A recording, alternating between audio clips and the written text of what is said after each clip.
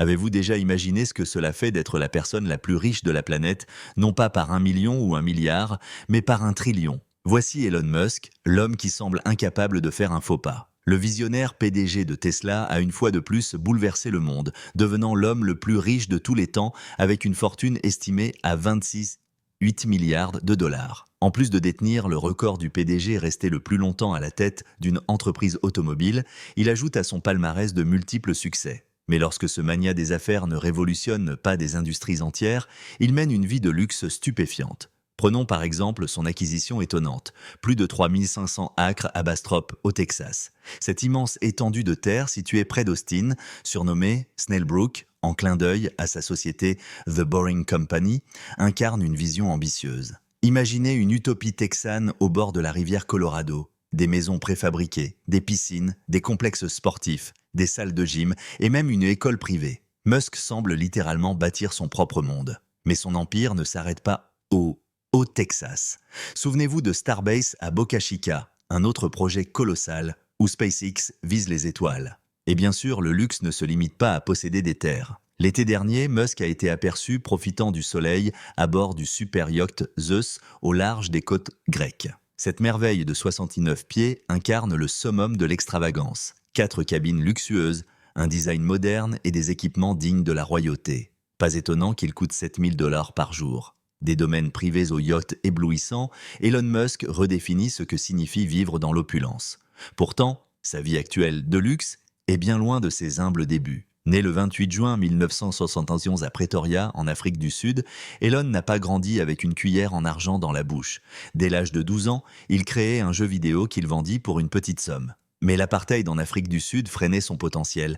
Alors, en 1998, muni d'un passeport canadien, il quitte le pays à la recherche de meilleures opportunités. L'aventure américaine de Musk commence à l'université Queen's au Canada, avant de se poursuivre à l'université de Pennsylvanie, où il décroche des diplômes en physique et en économie. En 1997, il commence un doctorat à Stanford, mais abandonne après seulement 2 jours pour se consacrer à une idée révolutionnaire avec son frère, Zip2, une entreprise offrant des cartes et itinéraires aux journaux. Compaq rachète Zip2 en 1999, marquant le début de son ascension fulgurante. Avec les fonds de cette vente, Elon cofonde X.com, qui devient rapidement PayPal, le géant des paiements en ligne. Quand eBay rachète PayPal en 2002 pour 1,5 milliard de dollars, la fortune de Musk décolle. Il se fait alors plaisir avec une McLaren F1 à plusieurs millions de dollars avant de survivre à un accident qui le pousse à revoir ses dépenses. Mais son ambition va bien au-delà des voitures et des finances. En 2002, il fonde SpaceX, convaincu que l'humanité doit explorer l'espace pour assurer sa survie. Il révolutionne l'industrie spatiale avec des fusées plus abordables, comme la Falcon 1 en 2006 et la Falcon 9 en 2010. Puis, en 2018, la Falcon Heavy établit de nouveaux standards en combinant capacité et coût réduit. Aujourd'hui, avec le système réutilisable Starship, SpaceX continue de viser les étoiles, ouvrant la voie vers l'avenir. Pour rendre les voyages spatiaux beaucoup plus courants et moins coûteux, ce gigantesque lanceur, équipé de sa charge utile Starship, ne se limite pas au lancement de satellites. Elon Musk rêve grand. Des voyages ultra rapides entre villes terrestres, des bases lunaires et même une colonie humaine sur Mars. Les vols d'essai, entamés en 2020, témoignent de son engagement inébranlable envers cette vision audacieuse. Musk n'est pas du genre à parler dans le vide, il agit. En tant que PDG de SpaceX et designer en chef, il supervise tout, des lanceurs Falcon au vaisseau Dragon, en passant par le Starship. SpaceX, ce n'est pas qu'une simple entreprise de fusées. L'agence a décroché un contrat avec la NASA pour développer l'atterrisseur qui ramènera les astronautes sur la Lune d'ici 2025, dans le cadre du programme Artemis. Mais l'espace n'est qu'une partie de la révolution Musk. Voyant le potentiel des voitures électriques, il s'est lancé dans l'aventure Tesla, une entreprise fondée en 2004 par Martin Eberhard et Mark Tarpenning. Sous la direction de Musk, Tesla a bouleversé le secteur. Le grand coup d'éclat ? La Tesla Roadster en 2006, une voiture sportive et élégante, loin des modèles électriques terne de l'époque, avec une autonomie de 315 km et des performances rivalisant avec les voitures à essence. Ce succès a attiré des financements massifs, permettant la production des modèles S 2012 et modèle X 2015, tous deux acclamés. Mais c'est la Model 3, lancée en 2017, qui a tout changé. Une Tesla pour tous. Elle est devenue la voiture électrique la plus vendue au monde. Avec la fortune accumulée, Musk a pleinement adopté un style de vie de milliardaire. Un manoir à 17 millions de dollars à Bel Air n'était que le début. Caves à vin somptueuses, propriétés en construction et même une maison transformée en école privée pour ses enfants. Musk s'est éloigné de l'austérité typique des patrons de la tech. Pas de turtlenecks ou de hoodies pour lui. Il s'est construit une image avec l'aide de la styliste Emily Weiss, un look vintage américain évoquant Harrison Ford ou Paul Newman. En 2018, à la SXSW, son blouson en cuir et ses bottes, tout en parlant de colonisation martienne, étaient plus qu'un style, un manifeste. Son amour pour les voitures est légendaire. Sa Jaguar E-Type de 1967, ses Porsche et BMW témoignent de son goût pour la vitesse et le prestige. Et bien sûr, il y a des trésors insolites, comme le sous-marin Lotus tiré d'un film de James Bond, acheté pour près d'1 million de dollars. Mais ces dernières années, Musk s'est aventuré sur un autre terrain complexe, Twitter. Inscrit en 2009, il a construit une immense communauté avant de tenter l'impensable en 2022, acheter la plateforme. Entre le prix astronomique et les polémiques incessantes, ce projet s'avère être l'un de ses plus grands défis. Enfin, Musk et la controverse vont de pair. En 2018, il a tweeté que Tesla pourrait devenir privé à 420 $ l'action, assurant que le financement était assuré. Un tweet qui a secoué Wall Street et lui a valu des accusations de la SEC pour avoir trompé les investisseurs. En 2018, Elon Musk s'est retrouvé au cœur d'une bataille juridique mouvementée. Après avoir contesté les décisions du conseil d'administration de Tesla, il a dû abandonner son poste de président pendant 3 ans, accepter une surveillance juridique de ses tweets et régler une amende de 20 millions de dollars. Mais Musk ne pouvait pas se tenir éloigné des controverses, en particulier sur Twitter. Se proclamant absolutiste de la liberté d'expression, il critiquait ouvertement la modération du réseau. En 2022, ces critiques se sont transformées en actions. Musk a lancé une offre d'achat audacieuse, acquérant d'abord 9% des actions, puis proposant 44 milliards de dollars pour racheter l'entreprise. Malgré une approbation initiale du conseil de Twitter, la situation a basculé en juillet 2022 lorsque Musk a tenté de se retirer, accusant Twitter de mentir sur le nombre de comptes spam. Après un procès mouvementé, il a été contraint de finaliser l'achat en septembre. En octobre, Musk était officiellement à la tête de Twitter, mais son règne a été synonyme de chaos. Licenciement massif, suppression des équipes de modération, retour de Donald Trump et introduction d'un système payant pour la vérification des comptes. Les annonceurs, déçus par ces changements, ont déserté en masse, affectant gravement les finances de l'entreprise. En juillet 2023, il a rebaptisé Twitter en X. Mais ses ambitions grandioses se sont heurtées à de multiples obstacles, notamment une pénalité d'1 milliard de dollars liée à son retrait avorté de l'achat de Twitter. À cela se sont ajoutés des scandales personnels, une prétendue liaison avec la femme du cofondateur de Google et la révélation de jumeaux secrets avec une cadre de Tesla. Ces controverses ont marqué une période difficile pour Musk, qui a démissionné de son poste de PDG de Twitter en juin 2023, se retirant progressivement des projecteurs. Autrefois visionnaire technologique, il apparaît désormais plus proche d'une figure de tabloïd. Même dans ses heures sombres, Musk s'est cultivé son image de milliardaire excentrique. Lors d'un séjour en Italie, il a reçu une bague incrustée de diamants portant le logo de Tesla, cadeau d'un célèbre joaillier estimé à 37 000 $. Malgré ses extravagances, il prétend parfois vivre modestement, dormant sur le sol de ses usines lors de nuits de travail intenses. Mais la vérité est qu'il mène une vie de luxe, jet privé, suite 5 étoiles et un style de vie ultra rapide. Derrière les scandales, Elon Musk incarne une ambition sans limite. Dès son plus jeune âge, il rêvait de changer le monde. Coloniser Mars avec SpaceX, révolutionner le transport avec Tesla ou transformer les paiements en ligne avec PayPal. Malgré les obstacles et les controverses, Musk continue de repousser les limites, dirigeant plusieurs entreprises tout en restant un personnage complexe, admiré et critiqué à parts égales. La fondation de Musk soutient l'éducation scientifique, la recherche sur les énergies renouvelables et les soins pédiatriques. Il s'est engagé à consacrer une part importante de sa richesse à des causes globales critiques. Si son approche philanthropique peut sembler peu conventionnelle, son impact est indéniable. Certains détracteurs critiquent l'extravagance qui l'entoure, ses immenses propriétés, ses jets privés. Mais ces privilèges sont les fruits d'une ambition implacable. Après tout, il a bâti des entreprises qui ont redéfini des industries entières. Et malgré son immense fortune, Musk n'a pas perdu son sens de l'humour, comme en témoignent ses fameux tweets sur le Dogecoin. Son patrimoine colossal lui permet de réinvestir dans des rêves audacieux. Snailbrook, au Texas, n'est pas qu'une utopie privée. C'est aussi un laboratoire potentiel pour des solutions de vie durable. Les gigantesques fusées Starship ne sont pas de simples projets de prestige, mais des clés possibles pour un avenir multiplanétaire. Elon Musk n'est peut-être pas le PDG parfait, ni un modèle idéal, mais il est indéniablement un visionnaire qui repousse sans cesse les limites. Ses entreprises innovent, ses idées inspirent, et sa quête incessante de l'impossible propulse les progrès technologiques à un rythme inédit. Lorsqu'on pose la question « Où sont les extraterrestres ?» Musk évoque le paradoxe de Fermi. Toute la civilisation humaine, dit-il, n'est qu'un clin d'œil à l'échelle cosmique. Sommes-nous vraiment seuls dans cet univers? Cette question, selon lui, invite à reconsidérer notre place dans le cosmos. Musk ajoute souvent une touche d'humour à cette réflexion. Beaucoup pensent qu'il y a des extraterrestres sur Terre. Moi je dis « super, j'aimerais bien en rencontrer un ». Pour lui, les écrits d'une civilisation en révèlent l'âge. L'importance des archives écrites ne doit pas être sous-estimée. Elles sont la mesure de notre existence. En rappelant que l'univers a environ 13,8 milliards d'années et la Terre 4,5 milliards, Musk considère que l'avènement de l'écriture est un bon indicateur de l'âge de la civilisation. Ainsi, les mots gravés dans le temps restent notre lien avec le passé et notre empreinte pour l'avenir. Où sont passés les Sumériens aujourd'hui? Disparus. Mais il y a environ 5500 ans, ils étaient là, à l'époque archaïque, avant même l'écriture cunéiforme.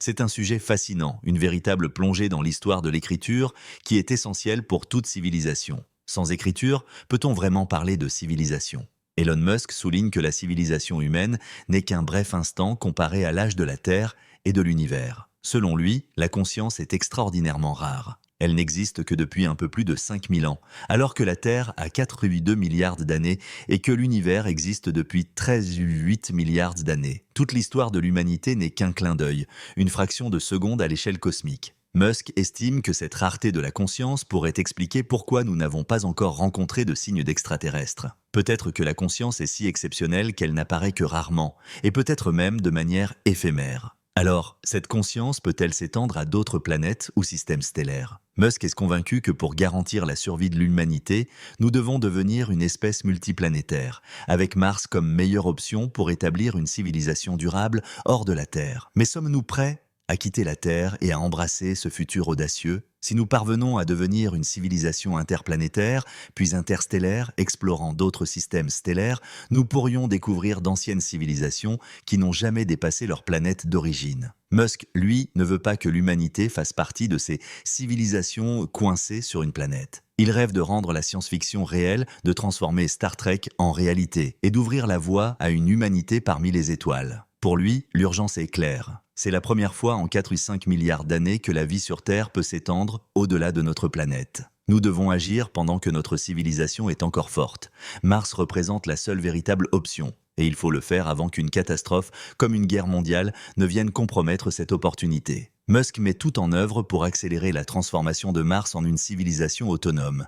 Selon lui, la clé est d'envoyer suffisamment de personnes et de ressources sur Mars pour assurer sa pérennité, même en cas de désastre sur Terre. Cela ne signifie pas abandonner la Terre. Au contraire, il veut que notre planète reste aussi florissante que possible. Mais en parallèle, il insiste sur l'importance de préparer l'humanité à s'étendre au-delà de ses frontières, pour garantir que la conscience et la vie continuent, peu importe les défis à venir. Cela peut être hors de notre contrôle, donc nous voulons que Mars devienne une civilisation autonome le plus rapidement possible. Je pense que cela peut être réalisé en environ 20 ans.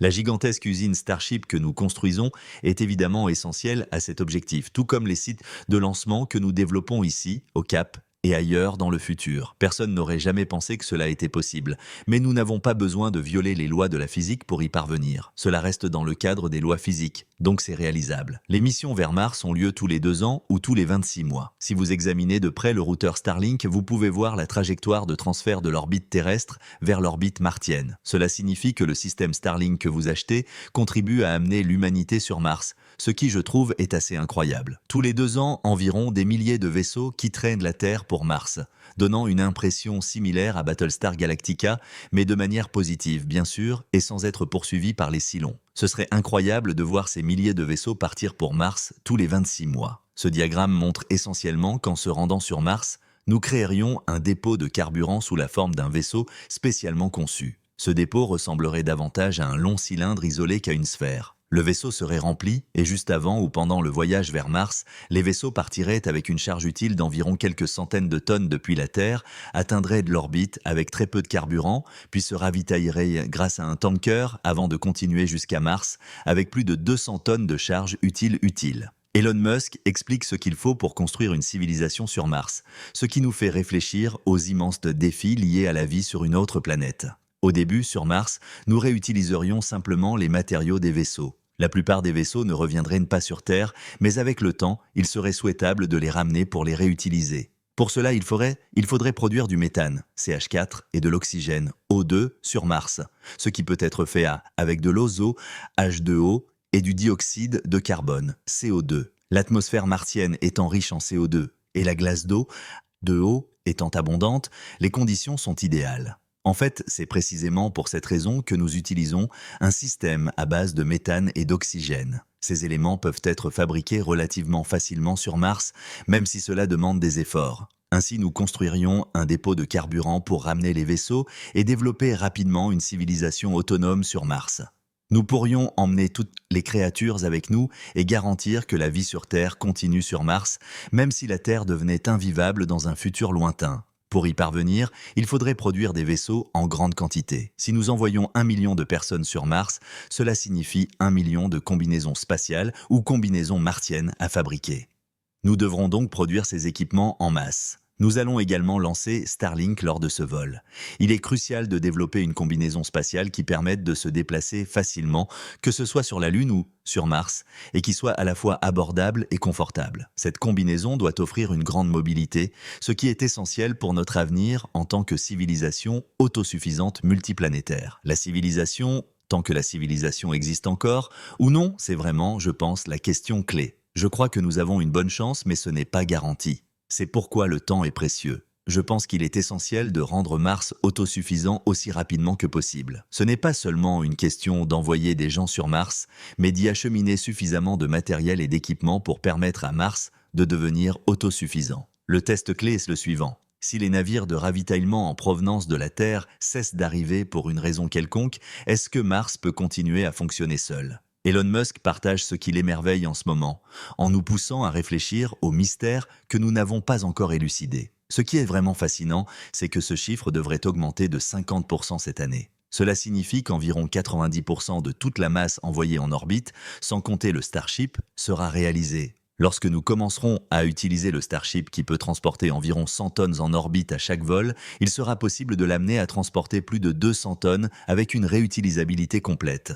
Cela représente 200 tonnes utiles en orbite avec une réutilisabilité totale. C'est incroyable. 1200 tonnes de charges utiles ont été mises en orbite l'année dernière. C'est tout simplement stupéfiant et mérite des applaudissements. La vitesse à laquelle cela augmente est tout simplement impressionnante. Ces chiffres paraîtront toutefois petits à l'avenir. Pour construire une ville sur Mars, il faudra atteindre une capacité d'environ 1 million de tonnes en orbite terrestre, voire plus. Idéalement, un peu plus, mais l'objectif est d'atteindre le bon ordre de grandeur. Environ 1 million de tonnes en orbite terrestre permettrait de transporter environ 200 000 tonnes à la surface de Mars.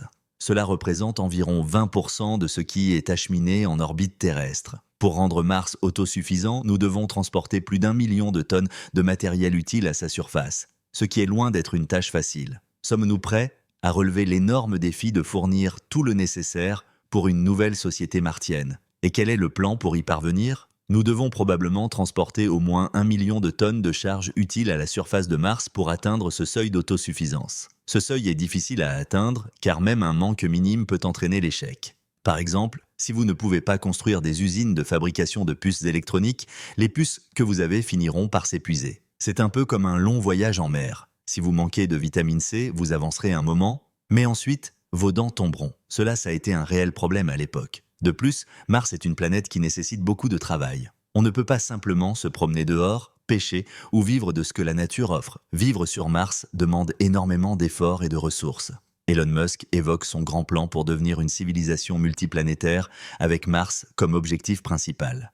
Mais sommes-nous vraiment prêts pour ce changement radical et fascinant ? L'objectif à long terme est de voir Mars devenir un lieu où les Starships vont et viennent, avec une ville martienne incroyable et une civilisation florissante sur cette planète. Et tu sais, Ellie, on peut transformer Mars en une planète semblable à la Terre avec la terraformation. Il suffit vraiment de la réchauffer et ensuite cela pourrait devenir une planète semblable à la Terre. Nous pourrions amener la vie de la Terre, étendre la vie de la Terre vers Mars. Et vraiment, il faut que ce soit un des humains. La question clé, celle à laquelle je pense souvent pour la civilisation, c'est est-ce que nous réussirons à franchir ce grand filtre de la civilisation, celui de passer d'une civilisation planétaire unique à une civilisation multiplanétaire. Elon Musk démantèle les couches de Mars et de la Terre, nous faisant réfléchir sur les forces qui les façonnent. Il semble très probable que Mars ait eu des océans liquides il y a très longtemps. Il y a beaucoup de glace, donc Mars est recouverte de glace. Et maintenant, la glace est recouverte de poussière, principalement, sauf au pôle. Il y a donc beaucoup de glace.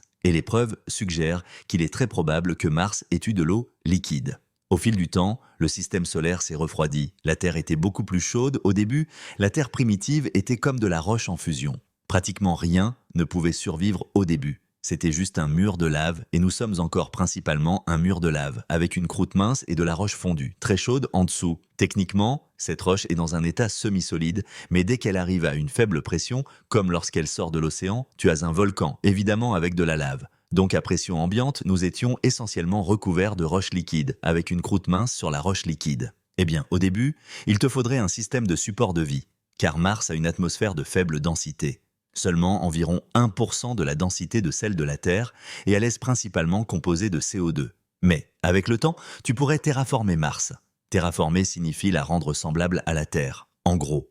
Et si tu réchauffes Mars, il y a une quantité importante de CO2 gelé qui s'évaporera, densifiant l'atmosphère. Et tu voudrais en fait un réchauffement global sur Mars, car Mars est à environ 50% de distance en plus du Soleil par rapport à la Terre, donc elle reçoit moins de la moitié de l'énergie solaire que la Terre. C'est la première fois dans l'histoire de la Terre, en 4,5 milliards d'années d'existence, qu'il est possible d'étendre la vie et la conscience vers une autre planète. Cette fenêtre est maintenant ouverte pour la première fois en 4,5 milliards d'années. Elle pourrait rester ouverte longtemps, mais elle pourrait aussi se refermer. Et je pense qu'il faut donc profiter de ce moment où la fenêtre est ouverte pour rendre la vie multiplanétaire et s'assurer que la petite flamme de la conscience, dans une vaste obscurité, continue de brûler, qu'elle ne s'éteigne pas. Je pense que Starrick en a assez. Il y a un petit diagramme sur le routeur Ponic que les gens n'ont probablement pas remarqué, mais c'est un diagramme de transfert entre la Terre et Mars. Si tu regardes sur ton routeur Starrick, tu verras ce diagramme de transfert qui est la méthode par laquelle la vie devient multiplanétaire.